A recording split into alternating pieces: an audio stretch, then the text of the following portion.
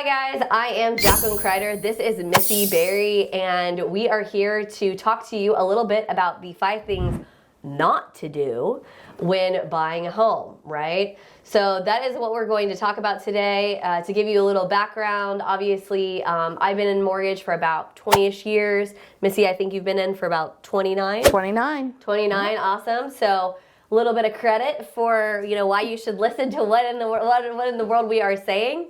So the number one thing that you do not want to do when buying a house is make sure that you actually get pre-qualified before you start going to look at homes. So why does that matter? Why do you want to get pre-qualified before you look at homes? So if you don't get pre-qualified and you don't have an understanding of what it is that you can afford, right, from somebody who knows what they're doing, a mortgage professional, what's going to happen is you could go out and Missy could show you all the beautiful houses, and then maybe you can't qualify for them, right? We've actually had people make offers, get under contract, pay money, and they don't qualify. So you do not want to be that person. Make sure that you get pre-qualified prior to. Okay, so I'm bringing you number 2 on what not to do, and that is please do yourself a favor and avoid using non-local, non-full-time professional realtors. I cannot tell you how many times there are mothers, there are aunts, there are cousins, there are best friends that sold a house once, many years ago, exactly. And they're coming out of retirement just to help me, right? Or they live 100, 200, 300 miles away from where you want to purchase a house. And believe it or not, it really does matter. Having current, up-to-date local knowledge on the market is so imperative. Otherwise, how are they going to educate you and guide you into what areas? And is it well priced? Is there going to be something that's built right behind you that they might not know because they're not the local here? It is absolutely important, so make sure you avoid critical mistake number 2 and always use a local, up-to-date real estate professional. Well, I mean, what about neighborhoods? Like, they won't have a clue about that either. Exactly. There's a lot of inside information that you'll only know if you're local to the area. Absolutely. So, the number 3 tip of what not to do is, guys, please don't change your financial situation. What do I mean by change your financial situation, you ask? Well, for whatever reason, people love to do big things at the same time. So they go to buy a house, and what do? They think, let's get a new car too. Well, sure. Right, yeah?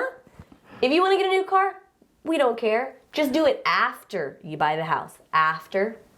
You want to get a new job? We also don't care. Please also do it after, okay?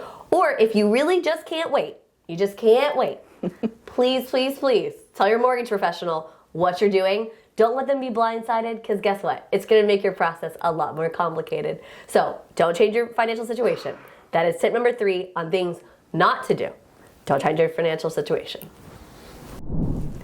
Okay, we are at number 4 on critical mistake and what people too often do, unfortunately, and that is they don't hire a professional home inspector.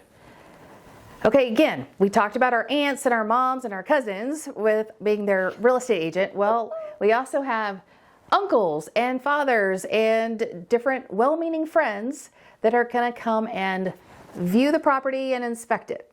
Well, if they're not licensed by the Texas Real Estate Commission to do so, I would avoid it. I love their heart. I love where they are, but they won't necessarily uncover all of those latent defects, if you will, that need repaired.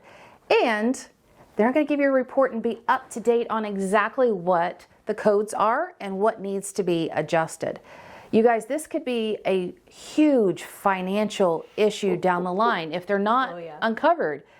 Because you could have a house that has foundation issues or a leaking roof or a water heater that's going to go out, and all of those things, cha-ching, cha-ching, cha-ching, and you just closed, right? So your savings is probably largely depleted, decreased because you had your down payment and all the costs associated with getting the loan. So we don't want those first expenses to be based on repairs that could have been discovered if you hired a real estate inspector. Oh yeah, for sure.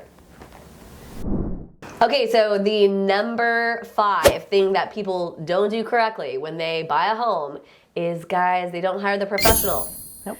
Missy and I have been talking about this, you'll probably kind of get a theme on that.